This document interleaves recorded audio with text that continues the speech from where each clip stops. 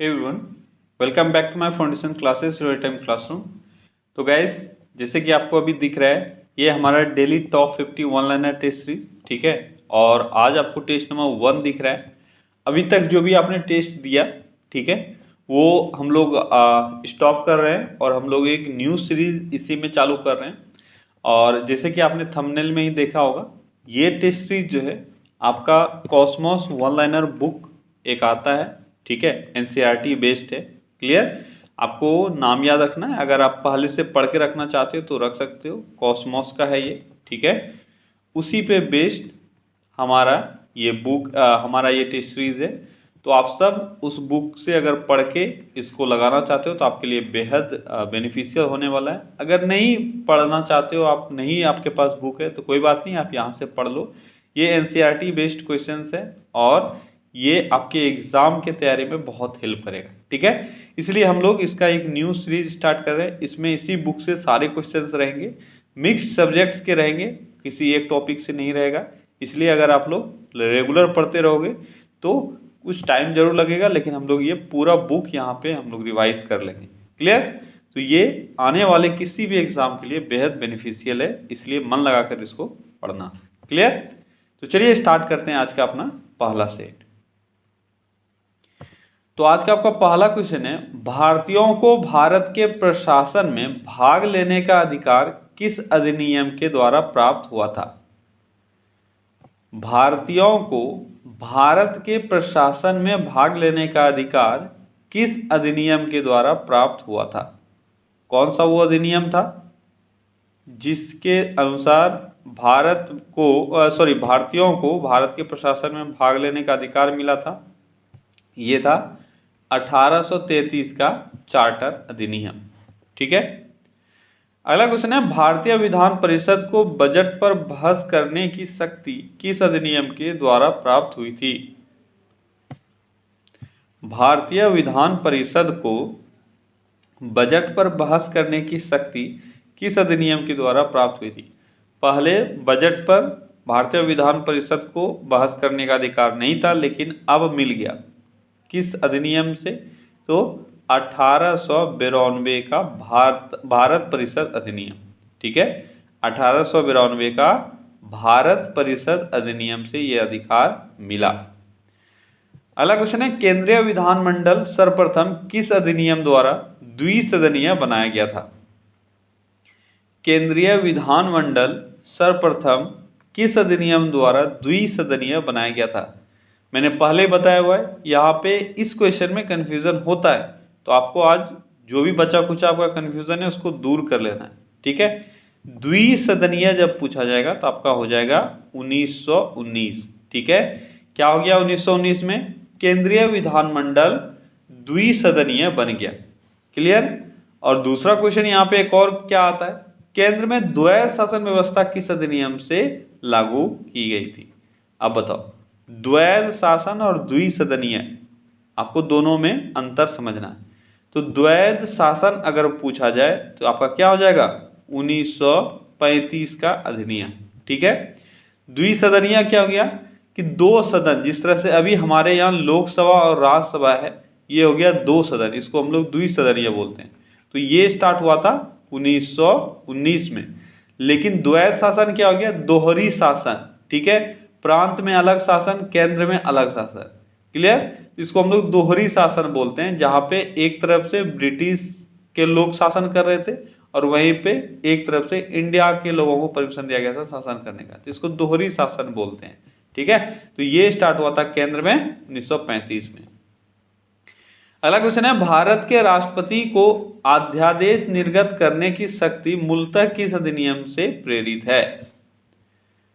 भारत के राष्ट्रपति अध्यादेश जारी करते हैं, आपको बताना है किस अधिनियम से इनका ये पावर प्रेरित है। किस अधिनियम से भारत के राष्ट्रपति को अध्यादेश जारी करने का पावर प्रेरित है? जल्दी बताओ, कौन सा अधिनियम है वो अधिनियम है 1935 का अधिनियम। कौन सा अधिनियम है? 1935 का अधिनियम। क्लियर? अगला क्वेश्चन क्या है? अगला क्वेश्चन है, अखिल भारतीय संघ स्थापित करने का प्रावधान किस अधिनियम में किया गया था? अखिल भारतीय संघ स्थापित करने का प्रावधान किस अधिनियम में किया गया था? तो ये भी है 1935 के अधिनियम। आपको ये मत समझना है कि सबका आंसर 1935 हो रहा है, आपको क्वेश्चन पे ध्यान देना है, क्योंकि आपके एग्जाम में अगर आना होगा तो कोई एक ही क्वेश्चन आएगा, सारा क्वेश्चन तो आएगा नहीं, ठीक है। इसलिए आपको यहाँ पे ध्यान से इसको याद रखना है, क्वेश्चन क्या पूछा गया है। क्लियर? अगला क्वेश्चन है, भारत के संविधान में केंद्र और राज्यों के मध्य किया गया शक्तियों का विभाजन किस अधिनियम पर आधारित है? हमारे यहाँ पे केंद्र और राज्यों के बीच शक्तियों का विभाजन हुआ है। केंद्र को कुछ शक्तियां प्राप्त है, कुछ शक्तियां राज्य को प्राप्त है, और कुछ दोनों को मिक्स्ड है, ठीक है। आपको बताना है ये किस चीज पर आधारित है, तो ये भी 1935 के अधिनियम पर ही आधारित है, ठीक है। अगला क्वेश्चन है, एक निर्वाचित संविधान सभा द्वारा भारत के संविधान का निर्माण करने का प्रस्ताव किसके द्वारा दिया गया था? एक निर्वाचित संविधान सभा द्वारा भारत के संविधान के निर्माण का प्रस्ताव किसके द्वारा प्रस्तुत किया गया था? तो ध्यान देना, क्वेश्चन यहाँ पे दो तरह से पूछे जाते हैं। एक क्वेश्चन जो अभी आप पढ़ रहे हो, दूसरा क्वेश्चन है भारतीय संविधान का गठन किसके अंतर्गत किया गया था? तो संविधान का नहीं, संविधान सभा का गठन किसके अंतर्गत किया गया था, ये दूसरा क्वेश्चन है। पहला क्वेश्चन है कि सबसे पहले ये किसने बोला कि संविधान के निर्माण के लिए एक संविधान सभा का गठन होना चाहिए? तो ये आपका जो क्रिप्स मिशन आया था, ठीक है, उसने ये सजेस्ट किया था। किसने? Cripps mission. क्रिप्स मिशन ने, क्रिप्स मिशन 1942 में आया था। इसने ये सजेस्ट किया था कि एक संविधान सभा का गठन होना चाहिए जो संविधान का निर्माण करेगा। लेकिन हमारा संविधान सभा का गठन हुआ किसके अंतर्गत? तो ये हो गया कैबिनेट मिशन के अंतर्गत, ठीक है, cabinet mission, cabinet mission 1946। Clear है? दोनों में कोई कंफ्यूजन नहीं रहना चाहिए आपको। चलिए बढ़ते हैं अगले क्वेश्चन की तरफ। अगला क्वेश्चन है, वर्ष 1946 में गठित अंतरिम सरकार में श्रम मंत्री कौन थे? वर्ष 1946 में जो अंतरिम सरकार का गठन हुआ था उसमें श्रम मंत्री कौन थे? श्रम मंत्री कौन थे? ये थे जगजीवन राम, ठीक है, जगजीवन राम। अब देखो यहां पे भी कंफ्यूजन होता है, ये अंतरिम सरकार है और जब हमारा संविधान लागू हो जाता है उसके बाद जो पहला सरकार बनाता है, यहाँ पे थोड़ा सा आपको लग रहा होगा कि ये दोनों तो जान ही रहे हो आप अलग अलग है, लेकिन कंफ्यूजन होता है, ठीक है। अंतरिम सरकार का आंसर और पहली सरकार का आंसर दोनों में अंतर होता है, ठीक है। तो क्या है, अंतरिम सरकार में श्रम मंत्री कौन थे? ये थे जगजीवन राम। अगला क्वेश्चन है, वर्ष 1946 में गठित अंतरिम सरकार में वित्त मंत्री कौन थे? श्रम मंत्री तो जगजीवन राम थे, लेकिन वित्त मंत्री कौन थे? तो वित्त मंत्री थे लियाकत अली खान। क्या नाम था इनका? इनका नाम था लियाकत अली खान। अगला क्वेश्चन है, वर्ष 1946 में गठित अंतरिम सरकार में राष्ट्रमंडल संबंध एवं विदेशी मामले तो जवाहरलाल नेहरू के पास था, पर शिक्षा एवं कला का विभाग किसके पास था? अब क्वेश्चन में एक इंफॉर्मेशन दिया हुआ है जो आपके किसी काम का नहीं है इस क्वेश्चन के लिए, लेकिन यहां पे आपको याद रखना है कि राष्ट्रमंडल संबंध और विदेशी मामले, राष्ट्रमंडल संबंध और विदेशी मामले किसके पास था? ये जवाहरलाल नेहरू के पास था। लेकिन आपको यहाँ पे पूछा क्या गया है, शिक्षा एवं कला का विभाग किसके पास था? शिक्षा एवं कला का विभाग किसके पास था? किसके पास था? ये था राजगोपालाचारी। किसके पास? सी राजगोपालाचारी के पास, ठीक है, इसको याद रखना है। अगला क्वेश्चन है, आधुनिक खगोल शास्त्र का जनक किसे कहा जाता है? आधुनिक खगोल शास्त्र का जनक किसे कहा जाता है? आधुनिक खगोल शास्त्र का जनक किसको कहा जाता है? किसको कहा जाता है आधुनिक खगोल शास्त्र का जनक? तो आधुनिक खगोल शास्त्र का जनक कोपरनिकस को कहा जाता है। किसको कहा जाता है? कोपरनिकस को, ठीक है, कोपरनिकस को आधुनिक खगोलशास्त्र का जनक कहा जाता है। अगला क्वेश्चन है, पृथ्वी गोलाकार है, यह सर्वप्रथम किसने कहा था? पृथ्वी गोलाकार है, यह सर्वप्रथम किसने कहा था? किसने कहा था? यह सर्वप्रथम पाइथागोरस के द्वारा कहा गया था। किसके द्वारा? पाइथागोरस। ठीक है, पाइथागोरस ने ही सर्वप्रथम कहा था पृथ्वी गोल है। अगला क्वेश्चन है, हमारे गैलेक्सी का सबसे चमकीले एवं ठंडे तारों का नक्षत्र कौन सा है? हमारे गैलेक्सी का सबसे चमकीले एवं ठंडे तारों का नक्षत्र कौन सा है? कौन सा है? यह है ओरियन नेबुला। कौन सा है? यह है ओरियन नेबुला। ठीक है, अगला क्वेश्चन क्या है? अगला क्वेश्चन है, कोपरनिकस ने अपने किस पुस्तक में यह बताया कि ब्रह्मांड के केंद्र में पृथ्वी नहीं अपितु सूर्य है?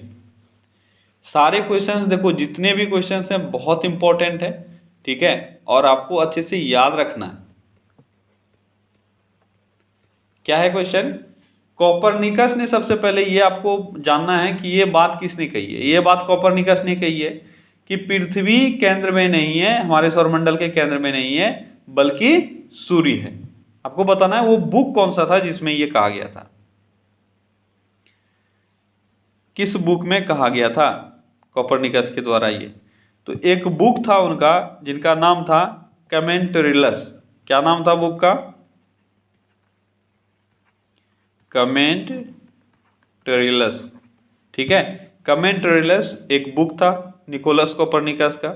उस बुक में इन्होंने बताया कि सूर्य हमारे ब्रह्मांड के केंद्र में है, ना कि पृथ्वी। अगला क्वेश्चन है, महाविस्फोटक सिद्धांत के प्रतिपादक कौन है? बहुत बार एग्जाम में भी पूछा गया है। महाविस्फोटक सिद्धांत के प्रतिपादक कौन है? कौन है? ये है जॉर्ज लेमेंटेयर। ठीक है, जॉर्ज लेमेंटेयर। ये कौन है? ये है महाविस्फोटक सिद्धांत या बिग बैंग थियरी के प्रतिपादक। ठीक है, चलिए बढ़ते हैं अगले क्वेश्चन की तरफ। अगला क्वेश्चन है, ल्यूमेन बाय स्टेडियन किसकी मात्रक है? ल्यूमेन बाय स्टेडियन किसकी मात्रक है? ल्यूमेन बाय स्टेडियन किसकी मात्रक है? अब अगर थोड़ा सा यूनिट आपका क्लियर है तो ये आंसर कर पाओगे, नहीं तो नहीं कर पाओगे। तो ल्यूमेन बाय स्टेडियन ये ज्योति तीव्रता की मात्रक है। किसकी है? ज्योति तीव्रता। ज्योति तीव्रता। ठीक है, ज्योति तीव्रता। अब ज्योति तीव्रता की मात्रक आपने क्या पढ़ा है? आपने ज्योति तीव्रता की मात्रक जो पढ़ा है वो है कैंडेला। ठीक है, क्या पढ़ा है? कैंडेला। तो कैंडेला ही आपका, उसी को हम लोग दूसरे फॉर्म में लिख सकते हैं ल्यूमेन अपॉन स्टेडियन। ठीक है, ल्यूमेन पर स्टेडियन ये कैंडेला के बराबर ही होता है, यानी ये दोनों बराबर हो गया। ठीक है, तो आपको दोनों याद रखना है। अगला क्वेश्चन है, आवेग का मात्रक क्या है? आवेग का मात्रक क्या है? आवेग। आवेग का मात्रक क्या है? आवेग यानी इंपल्स। इंपल्स का मात्रक क्या होता है? इंपल्स का मात्रक होता है न्यूटन सेकेंड। क्या होता है? Newton second. अगला क्वेश्चन क्या है? अगला क्वेश्चन है, फिजिक्स में पूरक मात्रक के तौर पर किनको रखा गया है? फिजिक्स में जब हम लोग फंडामेंटल यूनिट्स का बात करते हैं तो 7 फंडामेंटल यूनिट्स है। आप सभी को नाम पता होना चाहिए वो 7 फंडामेंटल यूनिट्स क्या क्या है। बहुत दिन हो गया आपका पढ़ा हुआ चैप्टर्स, लेकिन फिर भी ये सब चीज़ भूलने का नहीं है। तो फंडामेंटल यूनिट्स देखो क्या क्या क्या होता है। मैं एक बार लिख देता हूँ यहाँ पे, जिसको भी याद नहीं है उनको याद होना चाहिए। फंडामेंटल यूनिट्स इंपॉर्टेंट है इसलिए मैं बता दे रहा हूँ। क्या क्या है? लंबाई, जिसका प्रतीक क्या होता है? मीटर। ठीक है, मैं सिर्फ सिंबल लिखूंगा। उसके बाद दूसरा है द्रव्यमान यानी मास, इसका यूनिट क्या होता है? केजी। ठीक है, इसके बाद क्या होता है? इसके बाद है समय यानी टाइम, इसका यूनिट क्या होता है? सेकेंड। इसके बाद है आपका विद्युत धारा यानी इलेक्ट्रिक करंट, और इसका यूनिट क्या होता है? एम्पेयर। ठीक है, इसके बाद है आपका ताप यानी टेम्परेचर। ठीक है, और इसका यूनिट क्या होता है? केल्विन। टेम्परेचर में गलती मत करना, बहुत सारे बच्चे अभी भी सेल्सियस मार देते हैं, वो नहीं है, केल्विन इसका ऐसा यूनिट है। ठीक है, और इसके बाद है आपका पदार्थ की मात्रा। ठीक है, पदार्थ की मात्रा, अमाउंट ऑफ सब्सटेंस, ये इसका यूनिट क्या होता है? इसका यूनिट होता है मोल। ठीक है, और लास्ट आपका सातवां क्या है? ल्यूमिनस इंटेंसिटी या ज्योति तीव्रता, जो अभी आपने देखा, और इसका क्या है? इसका है कैंडेला। ठीक है, और कैंडेला को हम लोग ल्यूमेन अपॉन स्टेडियन या ल्यूमेन पर स्टेडियन भी बोलते हैं। तो ये 7 फंडामेंटल यूनिट हुआ। इसके अलावे 2 यूनिट ऐसे हैं जिनको पूरक मात्रक कहा गया है। क्या कहा गया है? पूरक मात्रक या सप्लीमेंट्री यूनिट। अब आपको बताना है वो सप्लीमेंट्री यूनिट कौन कौन हैं। चलो बताओ जल्दी से। यह है रेडियन। ठीक है, रेडियन, और दूसरा क्या है? स्टेरेडियन। ठीक है, स्टेरेडियन। ठीक है, रेडियन और स्टेरेडियन, इस दोनों को कहा जाता है क्या? पूरक यूनिट। ठीक है, क्लियर है? रेडियन आपका क्या होता है? एंगल, और स्टेरेडियन क्या होता है? स्टेरेडियन होता है आपका सॉलिड एंगल। ठीक है, अगला क्वेश्चन है, दुग्ध उत्पादों में वसा की मात्रा मापने के लिए किस यंत्र का प्रयोग किया जाता है? दुग्ध उत्पादों में वसा की मात्रा को मापने के लिए क्या यूज करते हैं हम लोग? तो वसा की मात्रा को मापने के लिए ब्यूटेरोमीटर का इस्तेमाल किया जाता है। किसका? ब्यूटेरोमीटर का। ब्यूटेरोमीटर का इस्तेमाल किस लिए किया जाता है? वसा मापने के लिए दूध में या दुग्ध उत्पादन में। ठीक है, अगला क्वेश्चन है, एक डॉप्सन कितने माइक्रोमीटर के बराबर होता है? एक डॉप्सन कितने माइक्रोमीटर के बराबर होता है? ध्यान देना, यहां क्या पूछा गया है? मीटर पूछ लिया होता तो आंसर कुछ और होता, माइक्रोमीटर पूछा गया है, आंसर कुछ और होगा। बस यहीं पे थोड़ा सा अगर आप ध्यान देते हो तो आप जो जान रहे हो वो गलत नहीं होता, नहीं तो गलत हो जाता है।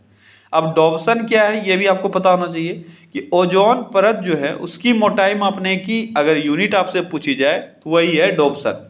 अब डॉप्सन, एक डॉप्सन कितने माइक्रोमीटर के बराबर होता है ये आपको बताना है। तो एक डॉप्सन 10 माइक्रोमीटर के बराबर होता है।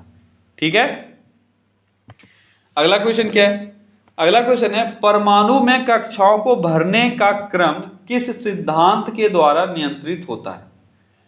परमाणु में क्या करना है? परमाणु में आपको कक्षाओं को भरना है। आप जानते हो उसका जो ऑर्बिट होता है उसी को हम लोग कक्षा बोलते हैं।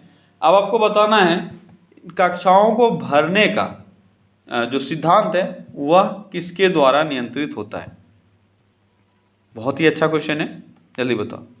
तो ये है ऑफ बाउ सिद्धांत। इसको क्या बोलते हैं? इसको बोलते हैं ऑफ बाउ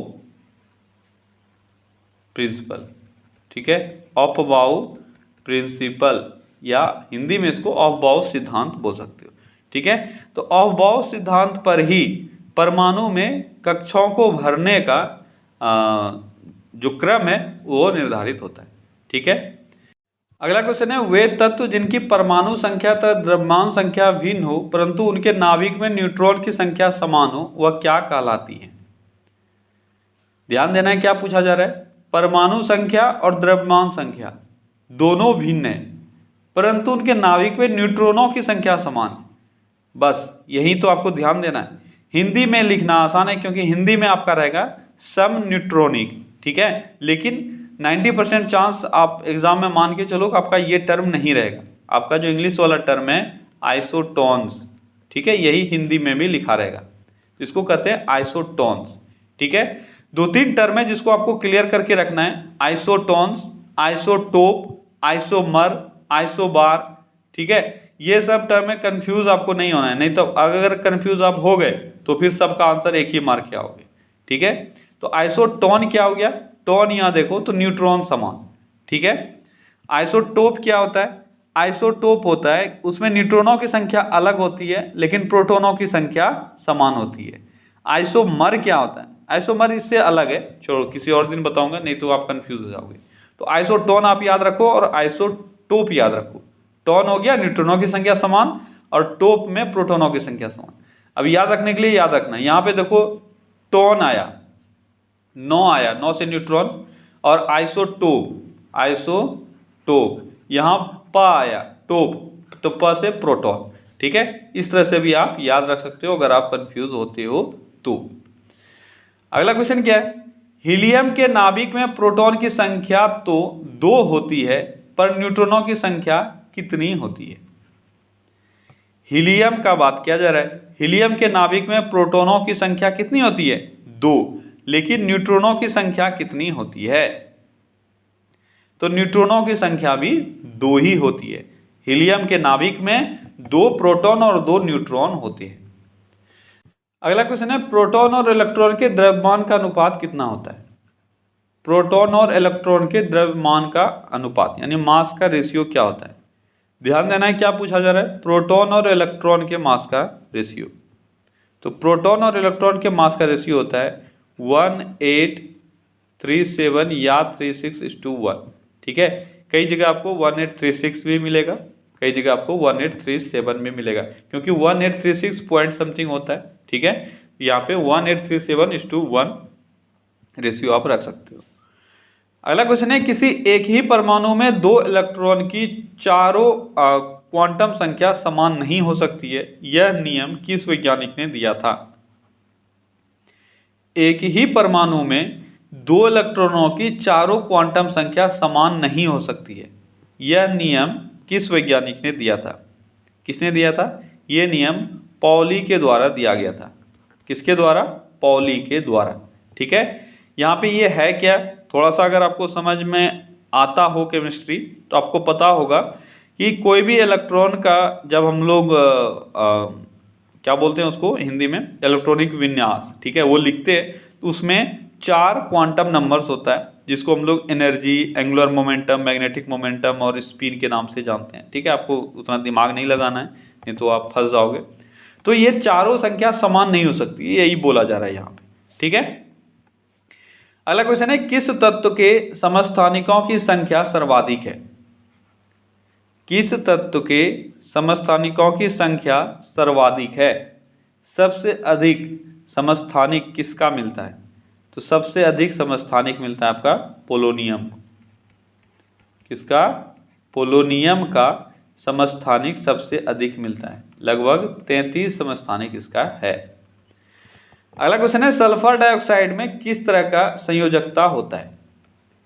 सल्फर डाइऑक्साइड में किस तरह का संयोजकता होता है। तो सल्फर डाइऑक्साइड में दोनों तरह का संयोजकता यानी बॉन्ड दोनों तरह का है, आयोनिक भी है और कोवेलेंट भी है।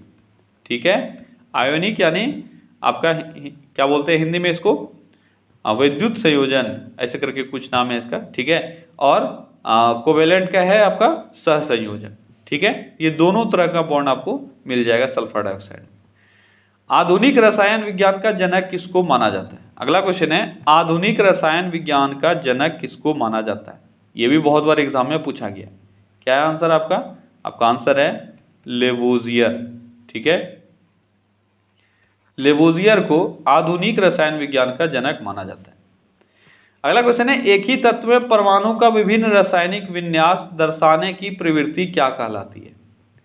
एक ही तत्व के परमाणु का विभिन्न रासायनिक विन्यास, इसको दर्शाने की विधि को क्या कहा जाता है।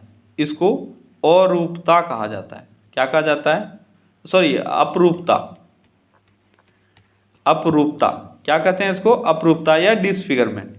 इसमें क्या होता है, इसमें एक ही तत्व के परमाणु का जो रासायनिक विन्यास है, ठीक है, जो इलेक्ट्रॉनिक विन्यास सॉरी केमिकल रिप्रेजेंटेशन है, वो हम लोग अलग अलग तरह से दिखाते हैं, इसी को हम लोग अपरूपता कहते हैं।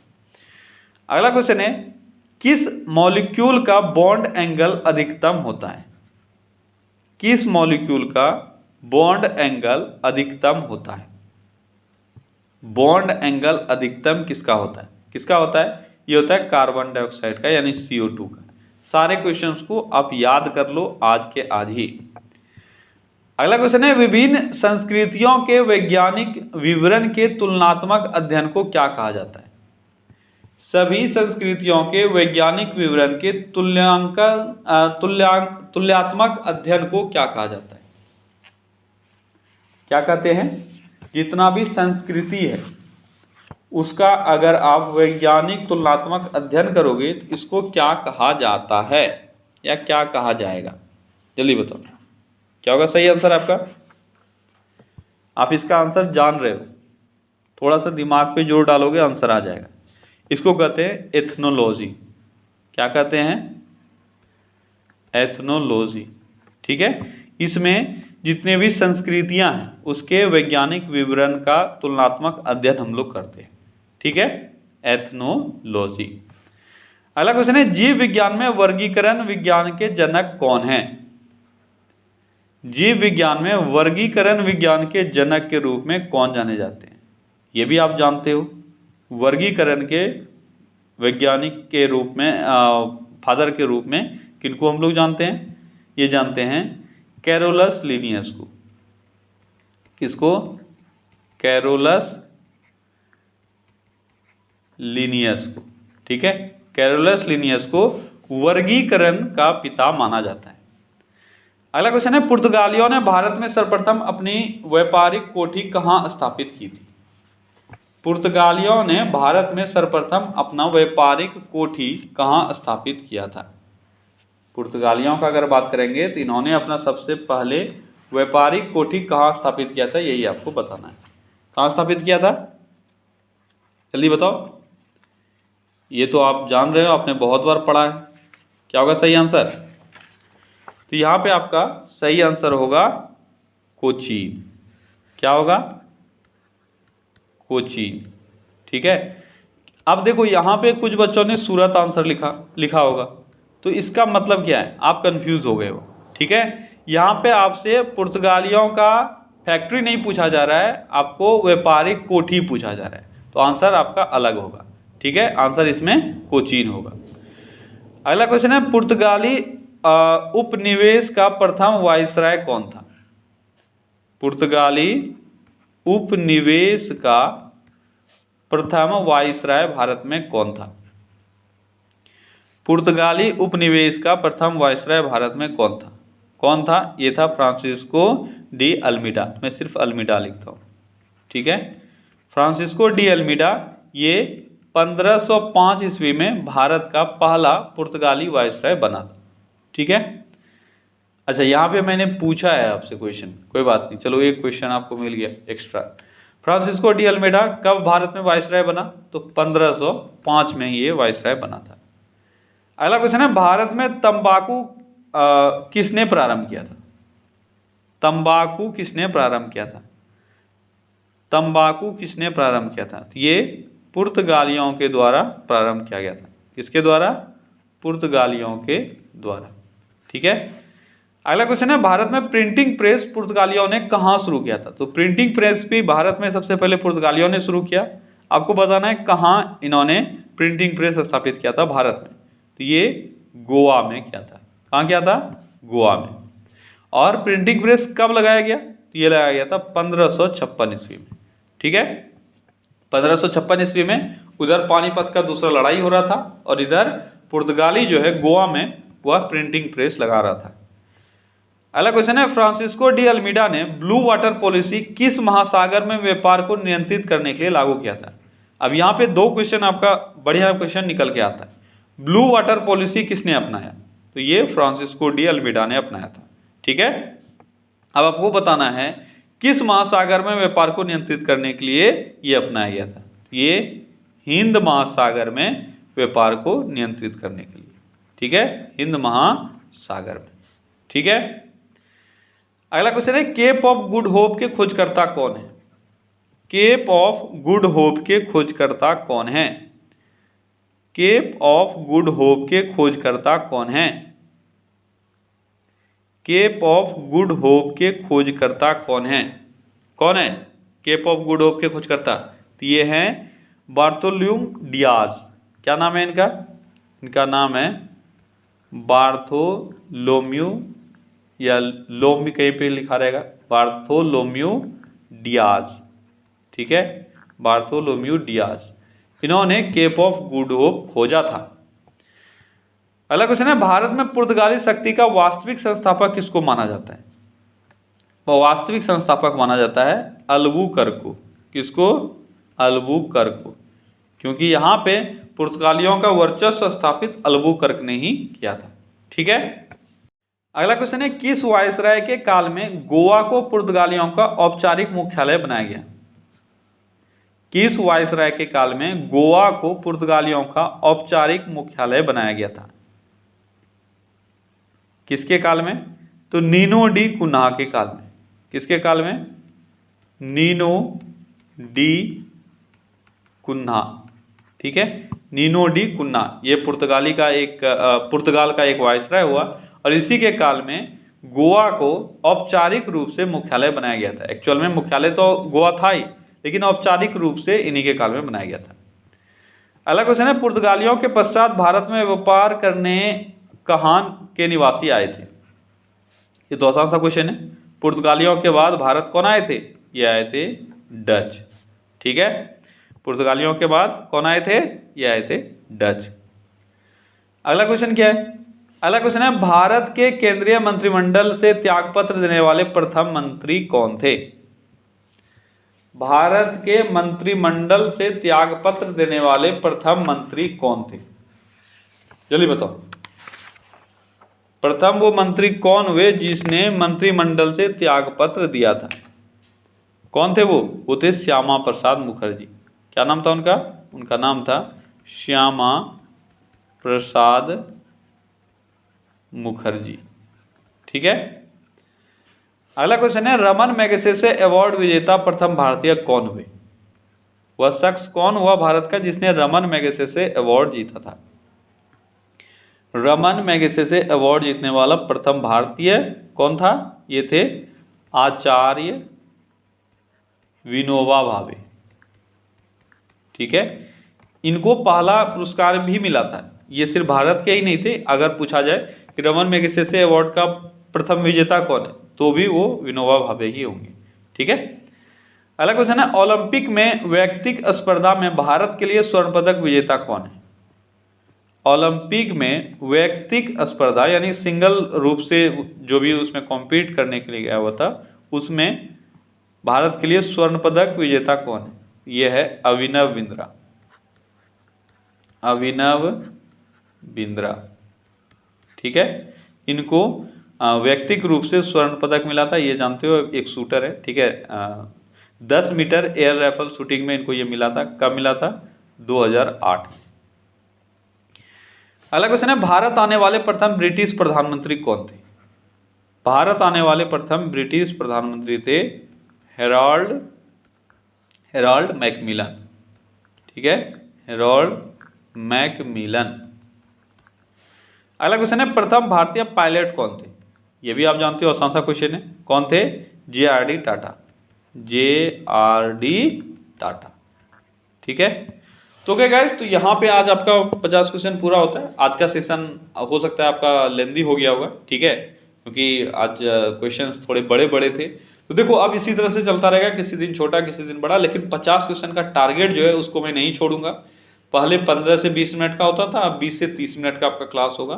तो आपको डटे रहना है और अच्छे से पढ़ना है, क्योंकि इसमें जितने भी मैंने इस बुक को देखा है, अच्छी बुक है। मैं इसका प्रमोशन नहीं कर रहा हूँ यहाँ पे, लेकिन हाँ, मैंने देखा है इसका कंटेंट थोड़ा ठीक ठाक है और NCERT बेस्ड कंटेंट है, इसलिए भी थोड़ा प्रेफरेबल है। ठीक है, आप लोग अगर पहले से पढ़ के रखोगे, अगर किसी के पास बुक है तो आप पढ़ के रखो। ठीक है, 1 वीक पहले से आप पढ़ाई करते रहो उसको और यहाँ पे रिवीजन करते रहो। अगर किसी ने पढ़ रखा है तो उनके लिए तो बहुत ही अच्छा है। ठीक है, चलिए कल फिर से मिलते हैं अगले सेशन में, और तब तक आप अपने फ्रेंड्स के साथ भी इसको शेयर करो और मुझे जरूर बताना आपको ये सेशन कैसा लग रहा है। ठीक है, ताकि इसको कंटिन्यू रखूँ, मैं बीच में ब्रेक ना करूँ। क्लियर? चलिए कल फिर से मिलते हैं अगले सेशन में। Take care, bye.